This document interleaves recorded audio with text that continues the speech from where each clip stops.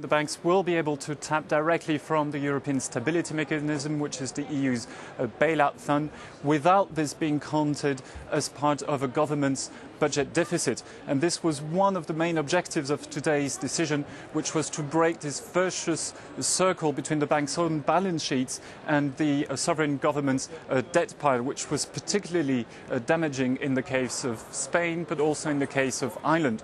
However, banks which do tap into the bailout funds will be subject to tough conditionality themselves. In the case of Spain, for example, there will have to be more central supervision of the cajas, these small banks in the regions that got Spain into so much trouble. And finally, the money that the banks will be able to tap into will only be made available in the countries which themselves respect the EU's budget discipline rules, that is, if they respect their debt limits agreed at the European level. So there was nothing really like a blank check that was signed by Angela Merkel today.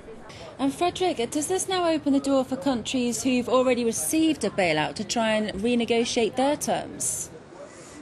Well, indeed, and so in the very short term this will make big changes for Spain, of course, which applied for funding under the EU's bailout mechanisms for its banking sector only 2 weeks ago. But the other country that could benefit from these changed terms and conditions is Ireland, which asked for a bailout of its own financial sector in November 2010, so almost 2 years ago. A statement that was issued by the summit leaders today explained that the Eurogroup of finance ministers will re-examine the Irish bailout in light of today's decision.